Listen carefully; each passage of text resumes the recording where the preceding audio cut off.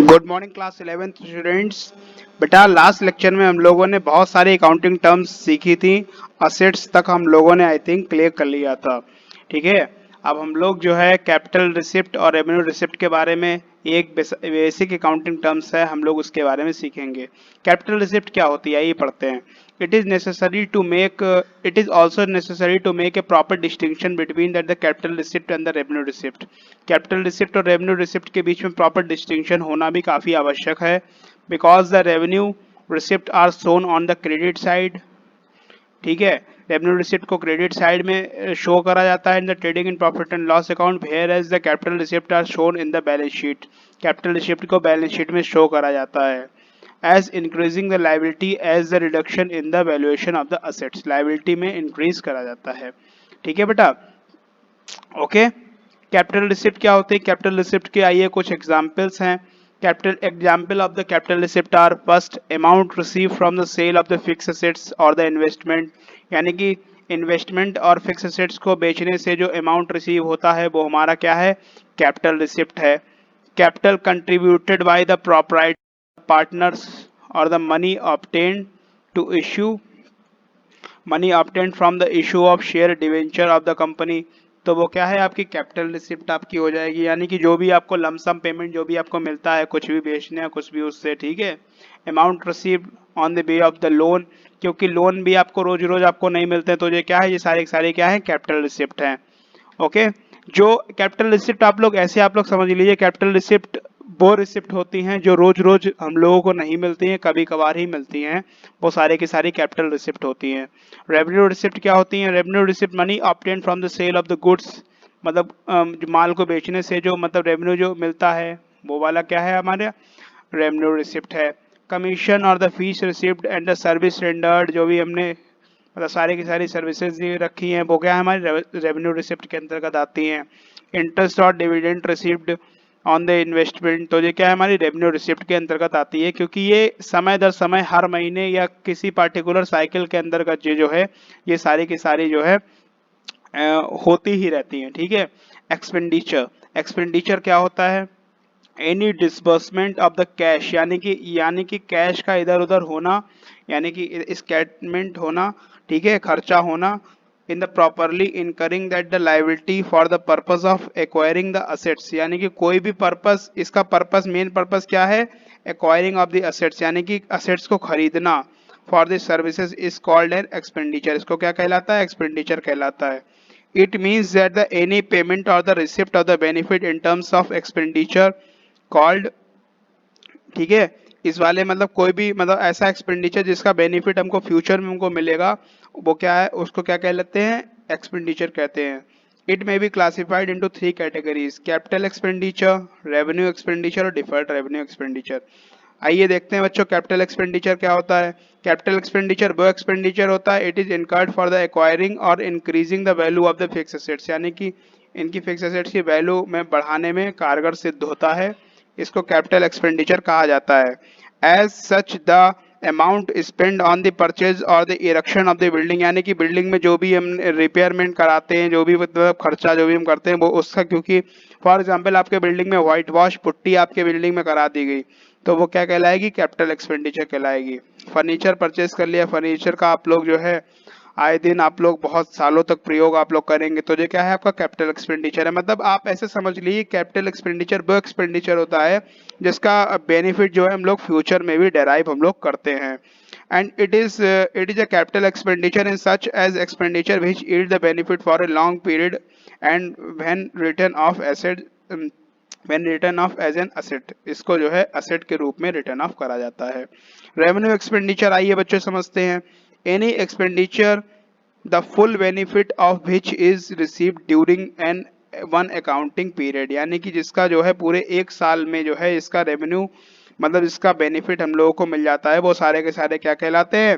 Revenue expenditure कहलाते हैं। For example cost of goods sold, जो भी माल आप बेचते हो, सैलरी आप पेमेंट करते हो, रेंट आप लोग देते हो, इलेक्ट्रिसिटी आप लोग देते हो, क्योंकि मतलब जैसे आपके घर का जो बिजली का बिल जो होता होगा वो आप हर महीने के महीने पेमेंट आप करते रहते हो, तो ये क्या है? आपका रेवेन्यू एक्सपेंडिचर है। ठीक है। As such the revenue expenditure is to be debited in the trading and profit and loss account and such a revenue expenditure does not result to increase in earning capacity of the business, but ये कोई earning capacity business में कोई नहीं increase करते हैं, परंतु ये help करता है to maintain and existing the earning capacity, मतलब जो भी आपकी अर्निंग कैपेसिटी है उसको मेंटेन करता है, मतलब उसको बनाए रखने में मददगार साबित होता है। And it does not bring any existence of the asset, ये कोई असेट को खरीदने में मदद नहीं करता है। ठीक है बच्चों, ये मतलब बिजनेस को स्मूथ रनिंग करने में मददगार साबित होता है। The distinction between the capital and the revenue expenditure में क्या क्या डिस्टिंक्शन है? पहला डिस्टिंक्शन क्या है? Capital expenditure incurred on the acquisition of the erection of fix assets, ये सारा का सारा फिक्स एसेट्स के इरेक्शन पे लगता है, परंतु revenue expenditure day to day running business जो हम करते हैं उस पे लगता है। ठीक है, कैपिटल एक्सपेंडिचर इनकर होता है for the purpose of increasing the earning capacity, earning capacity को इंक्रीज करने में कैपिटल एक्सपेंडिचर का खर्चा होता है। रेवेन्यू एक्सपेंडिचर का जो खर्चा इसलिए होता है for the maintenance of the earning capacity, मतलब ये मेंटेन, मतलब कोई भी अर्निंग कैपेसिटी जो है मेंटेन करने के लिए रेवेन्यू एक्सपेंडिचर करा जाता है। फॉर एग्जांपल आप लोग गाड़ी आप लोग चलाते हो, ठीक है, मोटरसाइकिल आप लोग चलाते हो, मोटरसाइकिल में पेट्रोल आप लोग डलाते हो, तो पेट्रोल क्या है? आपका रेवेन्यू एक्सपेंडिचर है। आप मोटरसाइकिल की पिस्टन आपने चेंज आपने करवा दिए तो ये आपके लिए क्या है? कैपिटल एक्सपेंडिचर है। ठीक है, capital expenditure is the benefit normally over a long period, यानी कि लॉन्ग पीरियड में किसका बेनिफिट इसका एराइज इसका होता है, परंतु रेवेन्यू एक्सपेंडिचर का बेनिफिट मैक्सिमम जो है एक ही साल तक जो है चलता है। Capital expenditure is written off as an balance sheet, balance sheet में रिटर्न ऑफ होता है, whereas revenue expenditure is written off in the trading and profit and loss account, क्योंकि ये trading and profit and loss account में written off होता है। आइए पढ़ते हैं थर्ड मतलब एक्सपेंडिचर की तरफ। थर्ड एक्सपेंडिचर हमारा है डिफर्ड रेवेन्यू एक्सपेंडिचर, जो हमारा एक्सपेंडिचर तो होता है लेकिन वो कई सालों तक मतलब उसको जो है राइट ऑफ उसको करते हैं। ठीक है, there are the certain expenditure which are revenue in nature, revenue nature के होते हैं, परंतु benefit which are likely to be derived over a number of period of year, यानी कि बहुत सालों तक उनका जो है बेनिफिट हम लोगों को एराइज हम लोगों को होता है। क्लियर बच्चों? Such expenditure is generally last between 3 to 7 year, यानी कि 3 से 7 साल तक चलते हैं generally. As such that the whole of the such expenditure is not debited into the profit and loss account and currently in the year but spread over the years for which that benefit likely to be the last, benefit जो है मतलब likely मतलब last जो है रहता है।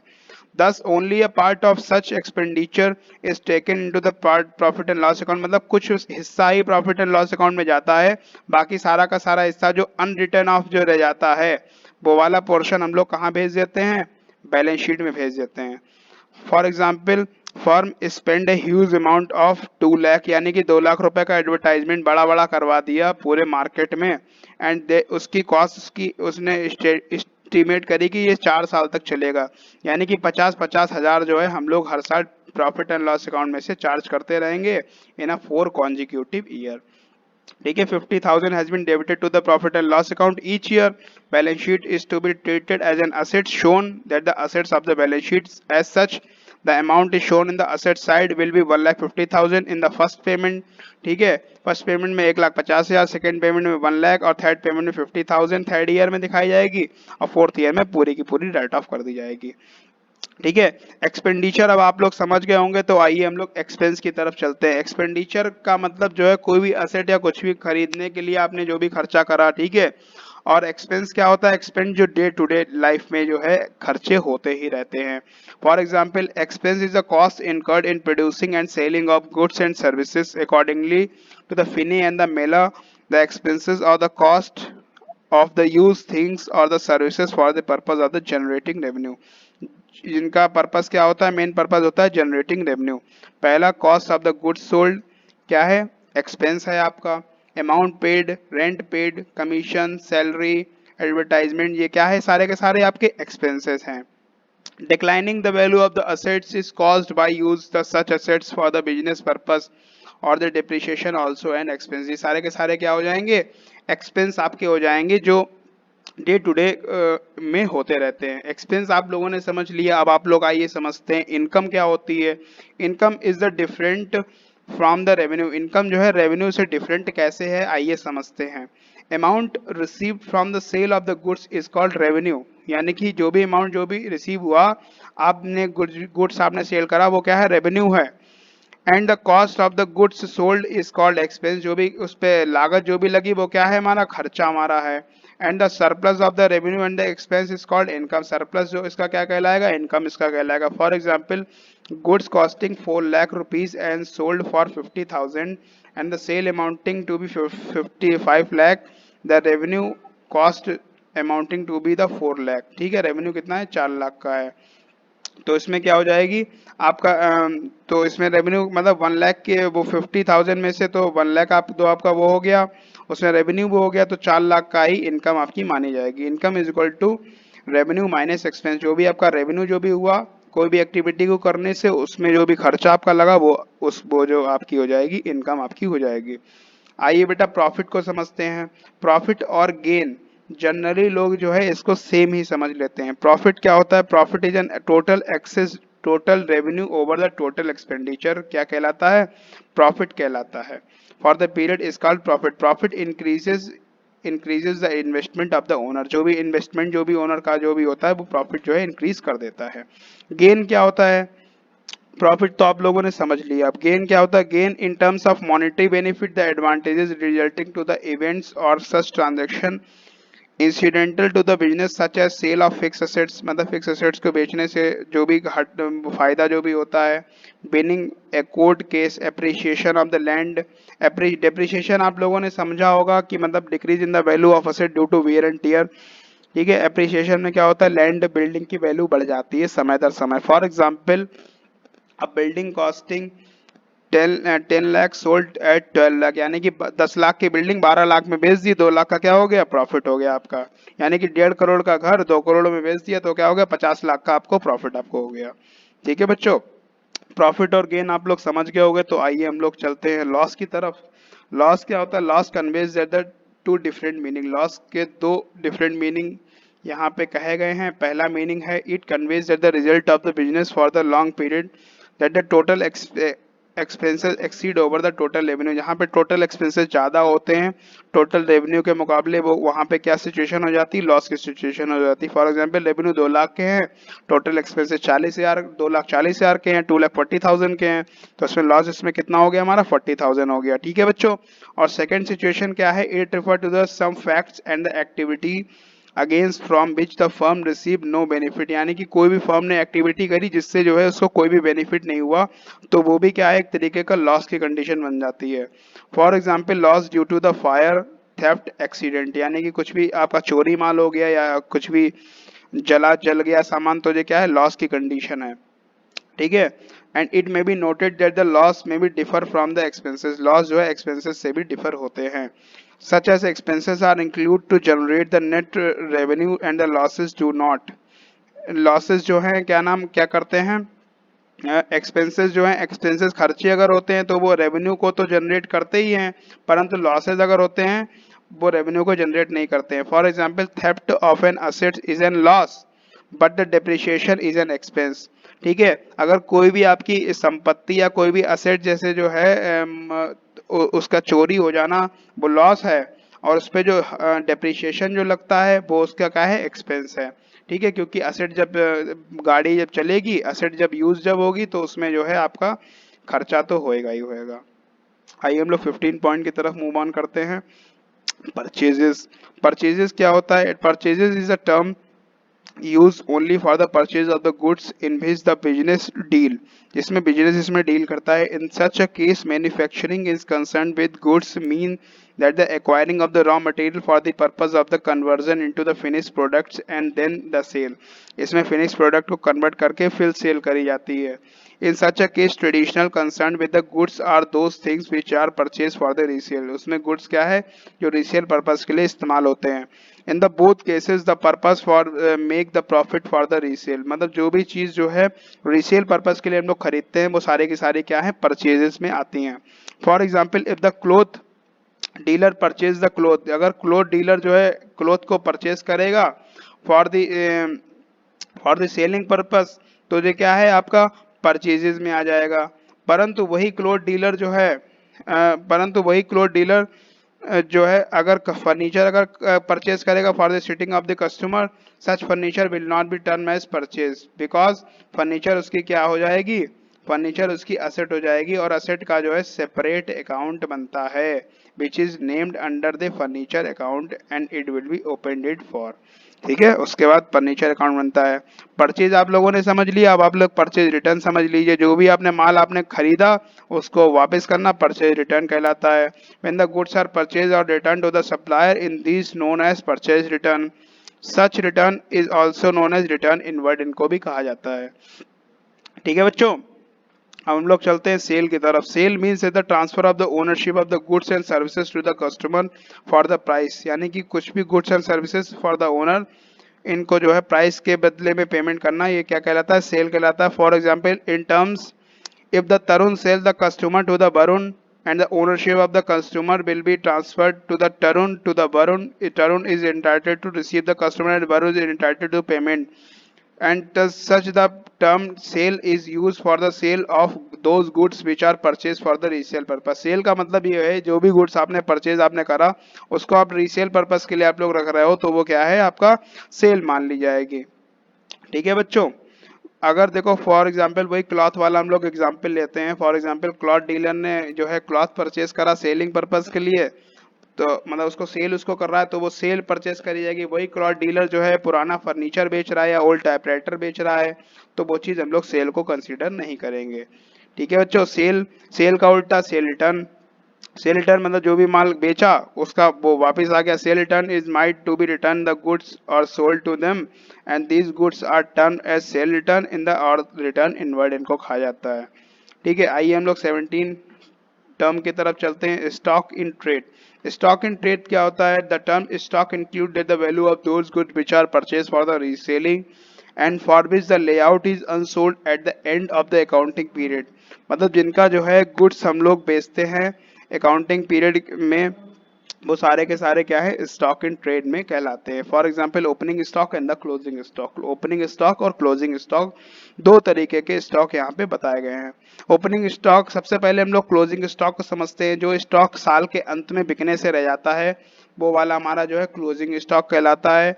वही अगले साल जो है ओपनिंग स्टॉक बन जाता है। ठीक है बच्चों, ओपनिंग स्टॉक क्लोजिंग स्टॉक आप लोग समझ गए।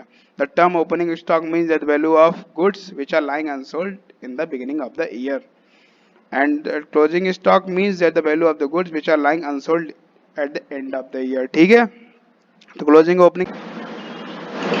यस बच्चों, तो हम लोग जो है इन्वेंट्री की तरफ मूव ऑन करते हैं। इन्वेंट्री देखते हैं इन्वेंट्री क्या होता है। In such a case of manufacturer, ये काफी इंपॉर्टेंट बात है। मैन्युफैक्चरर के केस में ही इन्वेंट्री हम लोग यहाँ पे वैल्यूएशन करते हैं। For the opening and the closing inventory जो हम लोग आपको यहाँ पे बताया जा चुका है, क्लोजिंग इन्वेंट्री और ओपनिंग इन्वेंट्री क्या होता है। First, inventory of the raw material। inventory of raw material, it included the inventory of the raw material for the purchase for the goods and the manufacturer but still lying remain unsold, यानी कि वो inventory जो बिकने से रह जाती है वो सारी की सारी इन्वेंट्री जो है इसमें इंक्लूड होती है। For example the value of the cotton in the case of the cotton mills and the inventory of raw material, इसको जो है इन्वेंट्री ऑफ रॉ मटेरियल के केस में जो है हम लोग यहाँ पे रिकॉर्ड करेंगे। Inventory of work in progress. Inventory of work in progress is termed as a inventory which is partly finished, यानी कि पार्टली फिनिश्ड होती है। ठीक है, वो सारी की सारी inventory of raw material, inventory of WIP यानी कि वर्क इन प्रोग्रेस में हम लोग इंक्लूड करते हैं।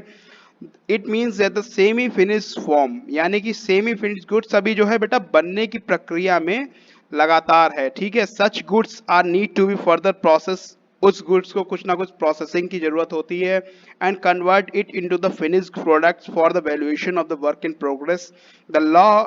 The value of the raw material used in the cost of labor, power, fuel, other expenses proportionate in the on the basis of the including stock। ये सारे के सारे वर्क इन प्रोग्रेस में इंक्लूड होते हैं। For example जैसे आप cloth, जैसे आप लोग टी शर्ट मतलब शर्ट आप लोग बनाते हैं। फॉर एग्जाम्पल शर्ट मैन्युफैक्चरिंग का हमारा यूनिट है, तो शर्ट मैन्युफैक्चरिंग में हम लोगों को कॉटन हम लोगों को चाहिए होगा, तो कॉटन जो है कॉटन हम लोग रॉ मटेरियल हमारा हो गया, तो कॉटन क्या हो गया, inventory of raw material.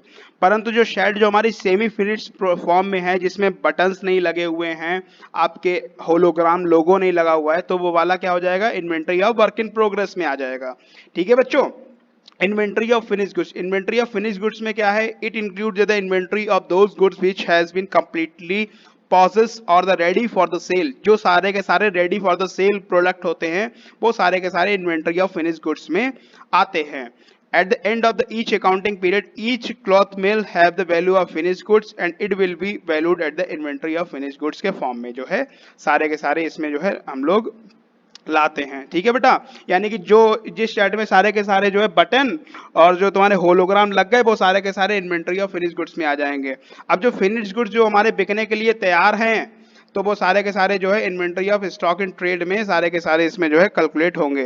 The calculation of the closing inventory, closing inventory का कैलकुलेशन कैसे होता है, आइए हम लोग पढ़ते हैं। To ascertain the value of the closing inventory, closing inventory, it is complete the list of all the item and the go down together with the quantity is prepared।